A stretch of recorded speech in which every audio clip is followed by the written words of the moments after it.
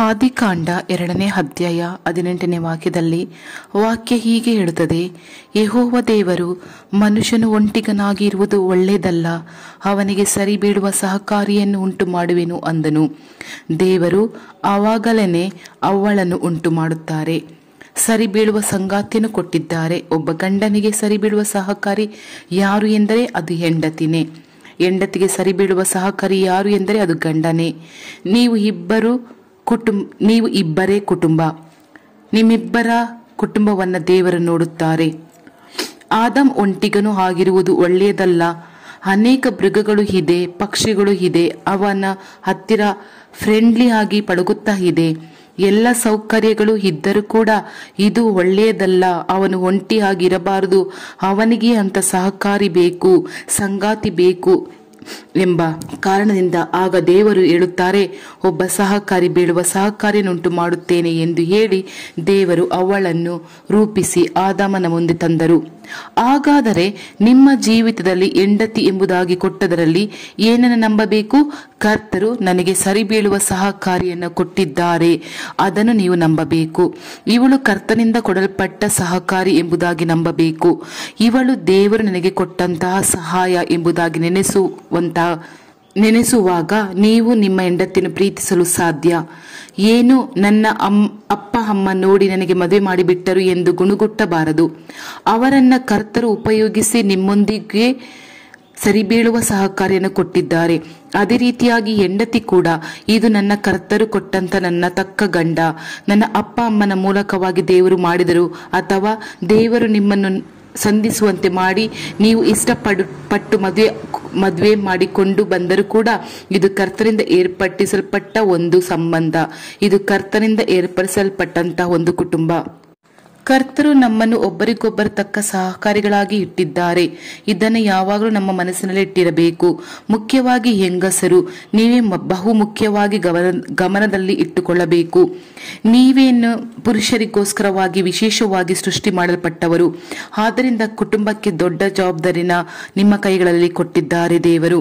ನಿಮ್ಮಿಂದಲೇ ಅದನ್ನು ಮಾಡಲಿಕ್ಕೆ ಸಾಧ್ಯ. ಹೆಣ್ಣು ಮಕ್ಕಳೇ, ಕುಟುಂಬವನ್ನು ವ್ಯತ್ಯಾಸವಾಗಿರುತ್ತೆ.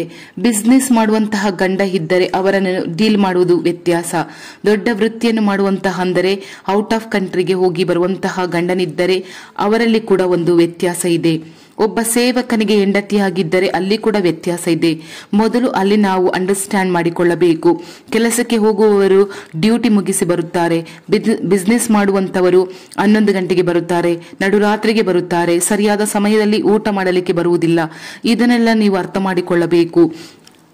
ಆ ಮನೆಯವರ ಗಂಡ ಊಟ ಮಾಡಲಿಕ್ಕೆ ಸರಿಯಾಗಿ ಮನೆಗೆ ಬರುತ್ತಾರೆ, ಟೈಮಿಗೆ ತಕ್ಕ ಮನೆಗೆ ಬರುತ್ತಾರೆ, ನೀವು ಮಾತ್ರ ಬರುವುದೇ ಇಲ್ಲ. ಈ ರೀತಿಯ ಸಮಸ್ಯೆಯನ್ನು ಉಂಟು ಮಾಡಬಾರದು. ನೀವು ಮೊದಲನೇದಾಗಿ ಅರ್ಥ ಮಾಡಿಕೊಳ್ಳಬೇಕು. ನೀವು ತಕ್ಕ ಸಹಕಾರಿಯಾಗಿರಬೇಕು. ಪ್ರೀತಿಯ ಸಹೋದರಿ, ನೀವು ಮದುವೆಯಾಗುವಾಗ ಇವರು ಬಿಸ್ನೆಸ್ ಮ್ಯಾನ್, ಇವನು ಡಾಕ್ಟರ್, ಇವನು ಔಟ್ ಆಫ್ ಕಂಟ್ರಿಗೆ ಹೋಗುತ್ತಾರೆ ಕೆಲಸದ ವಿಷಯಕ್ಕೆ, ಇವರು ಡ್ರೈವರ್ ಎಂದು ಗೊತ್ತಿದ್ದು ತಾನೇ ಮದುವೆ ಆಗಿದ್ದೀರಾ. ಆಗಿದ್ದ ಮೇಲೆ ನೀವು ಹೆಂಡತಿಯರು ಗಂಡನಿಗೆ ಅಧೀನವರಾಗಿರಬೇಕು. ವಾಕ್ಯದಲ್ಲಿ ಹೀಗಿದೆ, ಕೊಲೊಸ್ಸೆಯವರಿಗೆ ಬರೆದ ಪತ್ರಿಕೆ 3ನೇ ಅಧ್ಯಾಯ 18ನೇ ವಾಕ್ಯದಲ್ಲಿ, ಸ್ತ್ರೀಯರೇ ನಿಮ್ಮ ಗಂಡಂದಿರಿಗೆ ಅಧೀನರಾಗಿರಿ, ಇದು ಕರ್ತನಲ್ಲಿರುವವರಿಗೆ ಯೋಗ್ಯವಾಗಿದೆ. ಆದ್ದರಿಂದ ನಿಮ್ಮ ಗಂಡಂದಿರು ಹೊರಗೆ ಹೋಗಿ ಕಷ್ಟಪಟ್ಟು ದುಡಿದು ಹೊರದೇಶಕ್ಕೆ ಹೋಗುತ್ತಾರೆ. ಇದೇ ವಿಷಯ ಇಟ್ಟುಕೊಂಡು ಸಂಶಯ ಪಡುವುದು, ಅನುಮಾನ ಪಡುವುದು, ಚಿಕ್ಕ ಚಿಕ್ಕ ವಿಷಯಕ್ಕೆ ಜಗಳ ಮನಸ್ತಾಪ ಮಾಡಬಾರದು. ಎಲ್ಲದಕ್ಕೂ ಅನುಸರಿಸಿಕೊಂಡು ಹೋಗಬೇಕು. ದೊಡ್ಡ ದೊಡ್ಡ ಬಿಸ್ನೆಸ್ ಮಾಡುತ್ತಾರೆ, ಊರುಗಳಿಗೆ ಹೋಗುತ್ತಾರೆ, ನಡುರಾತ್ರಿ ಹಿಂತಿರುಗುತ್ತಾರೆ. ಇದಕ್ಕೆಲ್ಲ ಒಂದೊಂದಕ್ಕೂ ಸಂದೇಹ, ಅನುಮಾನ ಇಟ್ಟುಕೊಂಡು ಕೊರತೆಗಳನ್ನು ಹೇಳಿಕೊಂಡು ಏನೋ ಈ ರೀತಿ ಆಗಿದ್ದಾರೆ ಹೇಳಿಕೊಂಡು ಗುಣಗುಟ್ಟುತ್ತಲೇ ಇರಬಾರದು. ಅದೆಲ್ಲ ಮದುವೆಗಿಂತ ಮುಂಚಿತವಾಗಿ ವಿಚಾರಿಸಿ ತಿಳಿದುಕೊಳ್ಳಬೇಕು. ಅದರ ನಂತರವಾಗಿ ಅಂದರೆ ಮದುವೆ ಆದ ಮೇಲೆ ನೀವು ಗುಣಗುಟ್ಟದೆ ನಿಮ್ಮನ್ನೇ ನೀವು ಒಪ್ಪಿಸಿಕೊಟ್ಟು ನೀವು ದೇವರು ಕೊಟ್ಟ ಸಹಕಾರಿಯಾಗಿರಬೇಕು. ಸೇವಕರು ಪರಿಸ್ಥಿತಿಯು ವ್ಯತ್ಯಾಸ. ಸೇವಕರನ್ನು ಉಪಯೋಗಿಸುವಂತಹ ವಿಧ, ಅವರ ಟೈಮ್, ಅವರು ಸೇವೆ ಮಾಡುವಂತಹ ಕೆಲವು ಕಾರ್ಯಗಳು ಒಂದು ವೇಳೆ ಒಂದು ವಾರ ಬೇರೆ ಊರಿಗೆ ಕಳಿಸಿಬಿಡುತ್ತಾರೆ. ಒಂದು ವಾರ ಕಳೆದುಕೊಂಡು ಬರಲು ಸಾಧ್ಯ. ಕೆಲವು ಸರಿ ಔಟ್ ಆಫ್ ಕಂಟ್ರಿಗೆ ಕೂಡ ಹೋಗುವ ಅವಶ್ಯಕತೆ ಹೋಗುತ್ತಾರೆ ಕೂಡ. ನೀವು ಮನೆಯಲ್ಲಿರುವಂತಹ ಮಕ್ಕಳನ್ನು ಅತ್ತೆ ಮಾವ ಅಥವಾ ಅಪ್ಪ ಅಮ್ಮನನ್ನು ನೀವು ಪರಂಬರಿಸಬೇಕಾಗಿರುತ್ತದೆ. ನಿಮ್ಮನ್ನೆಲ್ಲ ಬಿಟ್ಟು ಹೋಗಬೇಕಾದ ಸನ್ನಿವೇಶ ಇರುತ್ತದೆ. ಇದನ್ನೆಲ್ಲ ಅಂಡರ್ಸ್ಟ್ಯಾಂಡ್ ಮಾಡಿಕೊಂಡು ನಿಮ್ಮ ಗಂಡನಿಗೆ ತಕ್ಕ ಸಹಕಾರಿಯಾಗಿರಬೇಕು. ನಾನು ಇದ್ದೇನೆ, ನಾನು ನೋಡಿಕೊಳ್ಳುತ್ತೇನೆ, ನಾನು ಇದ್ದೇನೆ, ನಾನು ನೋಡಿಕೊಳ್ಳುತ್ತೇನೆ, ನಾನು ಪ್ರಾರ್ಥಿಸುತ್ತೇನೆ. ನೀವು ನಿಮ್ಮ ವೃತ್ತಿಯನ್ನು ಗಮನಿಸಿರಿ. ನಿಮ್ಮ ಕೆಲಸದಲ್ಲಿ ಏನು ಸಮಸ್ಯೆ ಇದ್ದರೂ ಅದಕ್ಕೋಸ್ಕರ ನಾನು ಪ್ರಾರ್ಥಿಸುತ್ತೇನೆ, ನನ್ನಿಂದ ಆದ ಸಹಾಯವನ್ನು ಮಾಡುತ್ತೇನೆ ಎಂಬುದಾಗಿ ಉತ್ಸಾಹಪಡಿಸಬೇಕು. ಕೊರತೆಗಳನ್ನು ಹೇಳುತ್ತಾನೆ ಇದ್ದುಕೊಂಡಿರಬಾರದು. ತಕ್ಕ ಸಹಕಾರಿಯಾಗಿರಬೇಕು. ಈವನ್ ಗಂಡನ್ನು ಕೂಡ ಇದೇ ರೀತಿ ಇರಬೇಕು. ನಿಮ್ಮ ಹೆಂಡತಿ ಕೆಲಸಕ್ಕೆ ಹೋಗಿರುತ್ತಾರೆ ಎಂದು ತಿಳಿದುಕೊಳ್ಳೋಣ. ಹೆಂಡತಿ ಅಥವಾ ಗಂಡ ಇಬ್ಬರು ಕೆಲಸಕ್ಕೆ ಹೋಗುವವರು ಇದ್ದರೆ ನೀವು ಮನೆಯಲ್ಲಿ ಅಡುಗೆ ಮಾಡುವುದರಲ್ಲಿ ಸಹಾಯ ಮಾಡಬೇಕು. ಅವರ ಸಂಬಳ ಮಾತ್ರ ಬೇಕು ಎಂದು ನೆನೆಸಬಾರದು. ಅವರು ಕೂಡ ನಿಮ್ಮ ರೀತಿಯೇ ಹೊರಗೆ ಹೋಗಿ ಕೆಲಸ ಮಾಡುತ್ತಾರೆ ತಾನೆ. ಇಬ್ಬರು ಕೆಲಸ ಮಾಡಿದರೇನೆ ಕುಟುಂಬ ನಡೆಸಲಿಕ್ಕೆ ಆಗುತ್ತದೆ. ಅಂದರೆ ಹಾಗಾದರೆ ಅಡುಗೆ ಮಾಡುವುದರಲ್ಲೂ, ಮನೆ ಕ್ಲೀನ್ ಮಾಡುವುದರಲ್ಲೂ, ಇನ್ನಿತರ ವಿಷಯದಲ್ಲೂ ಗಂಡ ಆದವನು ಹೆಂಡತಿಗೆ ಸಹಾಯ ಮಾಡಬೇಕು. ಕೆಲವರು ಹೇಳುತ್ತಾರೆ, ನನಗೆ ಆಗುವುದಿಲ್ಲ ಮನೆ ಕೆಲಸಕ್ಕೆ ಹೆಲ್ಪ್ ಮಾಡಲು, ಅಡಿಗೆ ಕೆಲಸಕ್ಕೆ ಹೆಲ್ಪ್ ಮಾಡಲು ಎಂಬುದಾಗಿ. ನೀನೇ ಮನೆ ಕೆಲಸ ಮಾಡಿಕೊಂಡು ಅಡಿಗೆ ಕೆಲಸ ಮಾಡಿ ಹೊರಗೆ ಹೋಗಿ ದುಡಿದುಕೊಂಡು ಬಾ ಎಂದು ಹೇಳುವುದು ಸರಿಯಲ್ಲ. ಗಂಡನಾದವನು ಹೆಂಡತಿಯ ಪರಿಸ್ಥಿತಿ ಅರ್ಥ ಮಾಡಿಕೊಂಡು ತಕ್ಕ ಸಹಕಾರಿಯಾಗಿರಬೇಕು. ಇಬ್ಬರು ಮಕ್ಕಳಿದ್ದಾರೆ ಎಂದು ತಿಳಿದುಕೊಳ್ಳೋಣ. ಒಂದು ಮಗುವನ್ನು ನೀನು ಸಿದ್ಧ ಮಾಡು, ಇನ್ನೊಂದು ಮಗುವನ್ನು ನಾನು ಸಿದ್ಧ ಮಾಡುತ್ತೇನೆ ಎಂಬುದಾಗಿ ಹೇಳಿ ಅವರನ್ನ ರೆಡಿ ಮಾಡಿ ಸ್ಕೂಲ್ಗೆ ಕಳಿಸಬೇಕು. ನೀವು ಒಬ್ಬರಿಗೊಬ್ಬರು ಅರ್ಥ ಮಾಡಿಕೊಂಡು ಸಹಕಾರಿಯಾಗಿ ಇರುವುದಕ್ಕೋಸ್ಕರ ದೇವರು ನಮಗೆ ಕುಟುಂಬವನ್ನು ಕೊಟ್ಟಿದ್ದಾರೆ. ಆದ್ದರಿಂದ ನೀವು ಸಹಕಾರಿಯಾಗಿರಬೇಕು. 4ನೇ ವಿಷಯ, ಆದಿಕಾಂಡ 2ನೇ ಅಧ್ಯಾಯ 16ನೇ ಮತ್ತು 17ನೇ ವಾಕ್ಯವನ್ನು ನೀವು ಓದುವುದಾದರೆ ದೇವರು ಒಂದು ಕಟ್ಟಳೆಯನ್ನು ಕೊಡುತ್ತಾರೆ.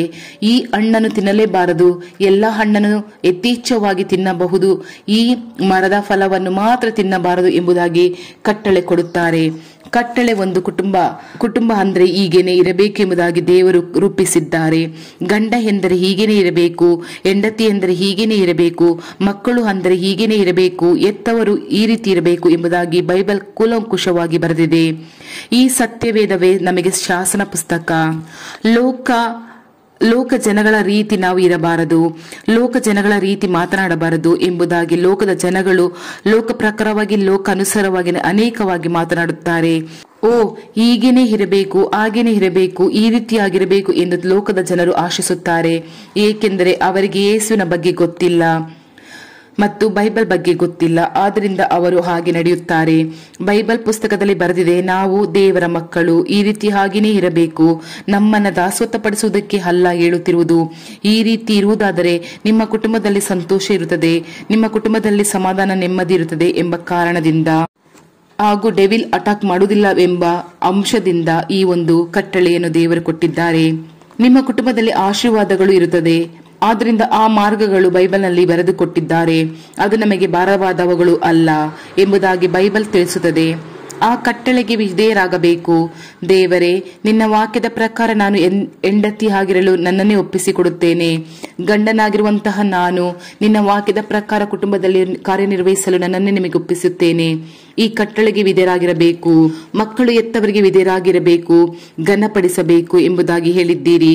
ಆ ರೀತಿ ನಾನು ನಡೆಯುತ್ತೇನೆ. ಎತ್ತವರು ನನ್ನ ಮಕ್ಕಳಿಗೆ ಕೋಪವನ್ನು ಎಬ್ಬಿಸುವುದಿಲ್ಲ. ಒಬ್ಬೊಬ್ಬರಿಗೆ ಇದು ಕಟ್ಟಳೆಗಳನ್ನು ತಿಳಿದುಕೊಂಡು ಆ ವಿಧೇಯರಾಗಲು ಒಪ್ಪಿಸಿಕೊಡುವಾಗಲೇ ದೇವರ ಆಶೀರ್ವಾದ ಕುಟುಂಬದಲ್ಲಿ ಇರಲು ಸಾಧ್ಯ. ಅವತ್ತು ನೋಡಿರಿ, ಈ ರೀತಿಯಾಗಿ ದೇವರು ಒಂದು ಕುಟುಂಬವನ್ನು ಏರ್ಪಡಿಸಿ ಕೊಟ್ಟರು. ಆದಮ್ ಅವಳಿಗೆ ಏನಾದರೂ ಕೊರತೆ ಇತ್ತ? ಯಾವ ಕೊರತೆಯೂ ಕೂಡ ಇರಲಿಲ್ಲ. ಒಂದು ರೋಗ ಇರಲಿಲ್ಲ. ಅವತ್ತು ಅವರಿಗೆ ಭಯವಿರಲಿಲ್ಲ. ಅವತ್ತು ಅವರಿಗೆ ವ್ಯಾಧಿ ಇರಲಿಲ್ಲ. ಯಾವುದರ ಕುರಿತಾಗಿ ಚಿಂತೆ ಇರಲಿಲ್ಲ. ಪೂರ್ಣ ಆಶೀರ್ವಾದ ಇದುವೇ. ಕರ್ತರು ನಿಮ್ಮ ಕುಟುಂಬವನ್ನು ಇಟ್ಟಿರುವಂತಹ ಆಶೀರ್ವಾದ. ಹೀಗೇನೆ ನೀವಿರಬೇಕು ಎಂಬುದಾಗಿ ಅವರು ಬಯಸುತ್ತಾರೆ. ನನ್ನ ಮಕ್ಕಳು ಚಿಂತೆಯೊಂದಿಗೆ ಇರಬಾರದು, ಭಯದೊಂದಿಗೆ ಇರಬಾರದು. ಇದಕ್ಕೆ ಏನು ಮಾಡುವುದು, ಅದಕ್ಕೆ ಏನು ಮಾಡುವುದು ಎಂಬುದಾಗಿ ಪರಿತಪಿಸಿ ಇರಬಾರದು. ಅವರು ಸಂತೋಷವಾಗಿ ಇರಬೇಕು, ಉಲ್ಲಾಸಕರವಾಗಿರಬೇಕು. ಗಂಡ ಹೆಂಡತಿ ಮಕ್ಕಳು ಎತ್ತವರು ಎಲ್ಲರೂ ಆ ಮನೆ ಒಂದು ಕುಟುಂಬವಾಗಿರಬೇಕು, ಬಂದು ಚಿಕ್ಕ ಮೋಕ್ಷವಾಗಿರಬೇಕು. ಆ ಒಂದು ಕುಟುಂಬ ಬಂದು ಒಂದು ಚಿಕ್ಕ ಮೋಕ್ಷವಾಗಿರಬೇಕು ಎಂಬುದಾಗಿ ದೇವರ ಚಿತ್ತ. ಅದಕ್ಕಾಗಿ ದೇವರು ಕುಟುಂಬವನ್ನು ಕೊಟ್ಟಿದ್ದಾರೆ. ನೀವೇ ನಿಮ್ಮ ಕುಟುಂಬವನ್ನು ನರಕವಾಗಿ ಮಾಡಿಕೊಳ್ಳುತ್ತೀರಿ. ಅದಕ್ಕೆ ಗಂಡ ಹೆಂಡತಿ ಮೇಲೆ ಕೊರತೆ ಹೇಳುವುದು, ಹೆಂಡತಿ ಗಂಡನ ಮೇಲೆ ಕೊರತೆ ಹೇಳುವುದು, ಮಕ್ಕಳನ್ನು ಕೊರತೆ ಹೇಳುವುದು, ಇದನ್ನೆಲ್ಲ ಬಿಟ್ಟು ವಾಕ್ಯಕ್ಕೆ ತಿರುಗೋಣ. ಆದಿಕಾಂಡ 3:18 ವಾಕ್ಯದಲ್ಲಿ ಕರ್ತರು ಅವರೊಂದಿಗೆ ಸಂಚರಿಸುತ್ತಾ ಇದ್ದರು ಎಂಬುದಾಗಿ ವಾಕ್ಯದಲ್ಲಿ ಇದೆ. ಹಾಗಾದರೆ ದೇವರು ಸಂಚರಿಸುವಂತಹ ಮನೆ ನಮ್ಮ ಮನೆಯಾಗಿರಬೇಕು. ಯೇಸು ಸಂಚರಿಸುವ ಮನೆಯಾಗಿರಬೇಕು ನಮ್ಮ ಮನೆ. ಮೊದಲು ಯೇಸುವಿಗೆ ಮೊದಲ ಸ್ಥಾನ ಕೊಡಬೇಕು. ಮೊದಲ ಕುಟುಂಬ ನೋಡಿರಿ, ದೇವರ ಮಕ್ಕಳೇ ಎಷ್ಟೊಂದು ಸುಂದರವಾಗಿ ಏರ್ಪಡಿಸಿಕೊಟ್ಟಿದ್ದಾರೆ ಎಂಬುದಾಗಿ. ಅವರಿಗೆ ಕಟ್ಟಳೆ ಕೊಟ್ಟ, ಆಶೀರ್ವಾದ ಕೊಟ್ಟ, ಜವಾಬ್ದಾರಿಯನ್ನು ಕೊಟ್ಟು ಆ ರೀತಿಯಾಗಿ ಅವರ ಮಧ್ಯೆ ಸಂಚರಿಸುತ್ತಿದ್ದರು. ಈ ರೀತಿಯಾಗಿ ನಮ್ಮನ್ನು ಒಪ್ಪಿಸಿಕೊಡಬೇಕು. ದೇವರೇ, ನಮ್ಮ ಕುಟುಂಬವನ್ನು ನಿಮ್ಮ ವಾಕ್ಯಕ್ಕೆ ಅನುಸಾರವಾಗಿ ಬಾಳಲು ಒಪ್ಪಿಸಿಕೊಡುತ್ತೇವೆ. ಹಾಗಂತ ನೀವು ಒಪ್ಪಿಸಿಕೊಟ್ಟು ನೋಡಿರಿ, ನಿಮ್ಮ ಜೊತೆ ದೇವರು ಸಂಚರಿಸುತ್ತಾರೆ. ಈಗ ನಾವು ಪ್ರಾರ್ಥಿಸೋಣವೇ? ಎಲ್ಲರೂ ಮೊಣಕಾಲು ಊರೋಣವೇ? ನಿಮ್ಮ ಕುಟುಂಬದಲ್ಲಿ ಎಲ್ಲರೂ ಗಂಡ ಹೆಂಡತಿ ಮಕ್ಕಳು ಎತ್ತವರು ಮೊಣಕಾಲುಗಳನ್ನು ಹಾಕಿರಿ. ಏಸಪ್ಪ, ನಮಗೆ ಒಳ್ಳೆಯ ಕುಟುಂಬವನ್ನು ಕೊಟ್ಟಿದ್ದೀರಿ, ನಿಮಗೆ ಸ್ತೋತ್ರ. ಮಕ್ಕಳೇ, ಪ್ರಾರ್ಥನೆ ಮಾಡಿರಿ. ಒಳ್ಳೆ ಅಪ್ಪ ಅಮ್ಮನನ್ನು ಕೊಟ್ಟದಕ್ಕಾಗಿ ಸ್ತೋತ್ರ ಎಂಬುದಾಗಿ ಹೇಳಿರಿ. ಗಂಡನು ಹೇಳಿರಿ, ದೇವರೇ, ನೀವು ನನಗೆ ಒಳ್ಳೆಯ ಹೆಂಡತಿಯನ್ನು ಕೊಟ್ಟದಕ್ಕಾಗಿ ನಿಮಗೆ ಸ್ತೋತ್ರ. ಹೆಂಡತಿ ಹೇಳಿರಿ, ದೇವರೇ ಯೇಸುವೆ, ನೀವು ಒಳ್ಳೆಯ ಗಂಡನನ್ನು ಕೊಟ್ಟದಕ್ಕಾಗಿ ನಿಮಗೆ ಸ್ತೋತ್ರ. ತಕ್ಕ ಸಹಕಾರವನ್ನು ಕೊಟ್ಟಿದ್ದೀರಿ. ಇನ್ನು ಮುಂದೆ ತಪ್ಪನ್ನು ಮಾಡುವುದಿಲ್ಲ. ನಾನು ಅದನ್ನು ಸಂತೋಷವಾಗಿ ಅಂಗೀಕರಿಸಿಕೊಳ್ಳುತ್ತೇನೆ. ನಾನು ಅದನ್ನು ಬಯಸದೆ ಹೋದರೂ ಕೂಡ ನೀವು ಸರಿಯಾದ ತಕ್ಕ ಸಹಕಾರಿಯನ್ನು ಕೊಟ್ಟಿದ್ದೀರಿ ಎಂಬುದನ್ನು ನಾನು ನಂಬುತ್ತೇನೆ. ನನ್ನ ಜವಾಬ್ದಾರಿ ನಾನು ನೆರವೇರಿಸುತ್ತೇನೆ ಎಂಬುದಾಗಿ ಹೇಳಿ ಒಪ್ಪಿಸಿಕೊಡಿರಿ. ಎಲ್ಲಿ ಕೊರತೆ ಇದೆಯೋ ಆ ವಿಷಯಕ್ಕೆ ಹರಕೆ ಮಾಡಿ.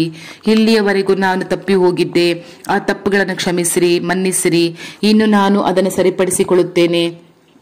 ನನ್ನ ಮನೆಯಲ್ಲಿ ನೀವು ಸಂಚರಿಸಿರಿ, ನನ್ನ ಕುಟುಂಬಕ್ಕೆ ನೀವು ನಾಯಕರಾಗಿರಿ ಎಂಬುದಾಗಿ ಪ್ರಾರ್ಥಿಸುತ್ತೀರಾ? ಈ ಕ್ಷಣ, ಈ ರಾತ್ರಿ ನಾವು ಪ್ರಾರ್ಥಿಸೋಣ. ಪ್ರಾರ್ಥನಾ ಅಂಶಗಳನ್ನು ನೀವು ನೆನಪು ಮಾಡಿಕೊಳ್ಳಿರಿ. ಯಾವುದಕ್ಕೆಲ್ಲ ಪ್ರಾರ್ಥಿಸಬೇಕೆಂದು ನಿಮ್ಮ ಮನಸ್ಸಲ್ಲಿ ತಂದುಕೊಳ್ಳಿರಿ. ಪ್ರೀತಿಯ ದೇವರ ಮಕ್ಕಳೇ, ನಿಮ್ಮ ಅಗತ್ಯತೆಗಳನ್ನು ಸಂಧಿಸಿ ಆಶೀರ್ವದಿಸುತ್ತಾರೆ ನಮ್ಮ ಯೇಸು ಕ್ರಿಸ್ತರು. ತಂದೆಯೇ ಯೇಸುವೆ, ಆದಮ್ ಅವ್ವಳನ್ನು ಸೃಷ್ಟಿ ಮಾಡಿ ಕುಟುಂಬವನ್ನ ಏರ್ಪಡಿಸಿಕೊಟ್ಟು ಅವರನ್ನು ಆಶೀರ್ವದಿಸಿ ಯಾವ ಕೊರತೆಯೂ ಇಲ್ಲದೆ ನಡೆಸೋದಕ್ಕಾಗಿ ನಿಮಗೆ ಸ್ತೋತ್ರ. ನಿಮ್ಮ ಮಕ್ಕಳೊಂದಿಗೆ ಸೇರಿ ಸಂಧಿಸಿ ನಡೆದದಕ್ಕಾಗಿ ನಿಮಗೆ ಸ್ತೋತ್ರ ಸಲ್ಲಿಸುತ್ತೇನೆ. ನೀವು ಒಳ್ಳೆಯ ಕುಟುಂಬವನ್ನ ಕೊಟ್ಟದಕ್ಕಾಗಿ ಆತ್ಮಿಕ ಆಶೀರ್ವಾದವನ್ನು ತೋರಿಸಿದ್ದೀರಿ. ನಿಮಗೆ ಸ್ತೋತ್ರ ಸಲ್ಲಿಸುತ್ತೇನೆ ಅಪ್ಪ. ಈ ರಾತ್ರಿಯ ವೇಳೆಯಲ್ಲಿ ದೇವರೇ, ನಿಮ್ಮ ಕಟ್ಟಳೆಗೆ ವಿಧೇಯರಾಗಿ ನಡೆದುಕೊಳ್ಳಲು ಒಳ್ಳೆಯ ಹೃದಯವನ್ನು ಕೊಡಿರಿ. ದೇವರೇ, ಗಂಡಂದಿರಿಗೆ ಅವರ ಹೆಂಡತಿಯರನ್ನು ಪ್ರೀತಿಸಲು ಸಹಕರಿಸುವ ಹೃದಯವನ್ನು ಕೊಡಿರಿ.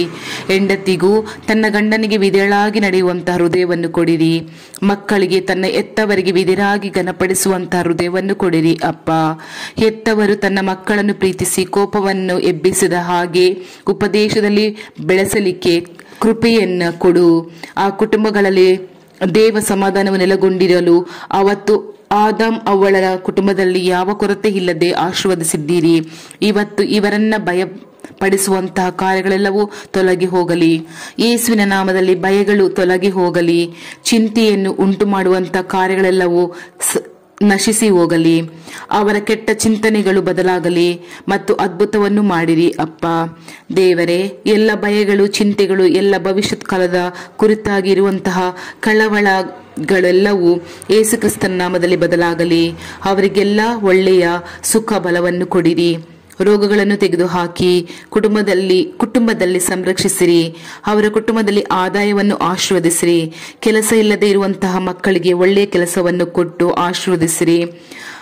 ಆದಾಯಕ್ಕೆ ಒಳ್ಳೆಯ ಮಾರ್ಗವನ್ನು ತೆರೆದುಕೊಡಿರಿ. ಅವರ ವ್ಯಾಪಾರವನ್ನು ಆಶೀರ್ವದಿಸಿರಿ.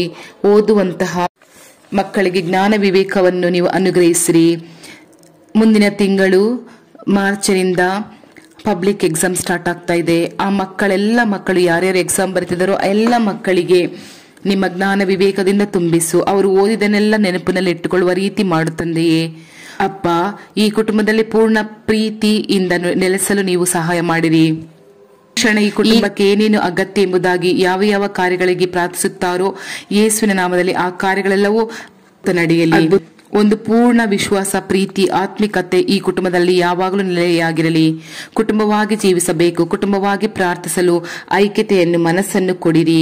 ಉಜ್ಜೀವನದ ಬೆಂಕಿಯನ್ನು ಯಾವಾಗಲೂ ಉರಿಯುವಂತೆ ಮಾಡಿರಿ. ಪ್ರಾರ್ಥನೆ, ಆತ್ಮಿಕತೆ ತುಂಬಿಸಿ ಆಶೀರ್ವದಿಸಿರಿ. ಕರ್ತರಿಗಾಗಿ ಸಾಕ್ಷಿಯಾಗಿ ನಿಲ್ಲಲಿ. ಸಭೆಯಲ್ಲಿ ಹೋಗಿ ಸಾಕ್ಷಿಯಾಗಿ ನಿಂತು ಅನೇಕರ ಆತ್ಮವನ್ನ ಆದಾಯ ಮಾಡಿಕೊಳ್ಳಬೇಕು. ಅವರ ಸಭೆಯು ಉಜ್ಜೀವನಗಳಲ್ಲಿ ಕುಟುಂಬಗಳನ್ನ ಉಪಯೋಗಿಸು. ಬೀದಿಗಳಲ್ಲಿ, ಊರುಗಳಲ್ಲಿ ಉಜ್ಜೀವನದ ಬೆಂಕಿ ಈ ಮಕ್ಕಳ ಪೂರಕವಾಗಿ ಉಂಟಾಗಲಿ ಎಂಬುದಾಗಿ ಪ್ರಾರ್ಥಿಸುತ್ತೇನೆ. ತಂದೆಯೇ, ದೇವರ ಕರವು ಆಶೀರ್ವಾದವು ಅವರನ್ನು ಉಪಯೋಗಿಸುವುದಕ್ಕಾಗಿ ನಿಮಗೆ ಸ್ತೋತ್ರ. ಯೇಸು ಕ್ರಿಸ್ತನ ನಾಮದಲ್ಲಿ ಪ್ರಾರ್ಥಿಸುತ್ತೇನೆ ತಂದೆಯೇ. Amen, amen, amen. Thank you Lord Jesus Christ.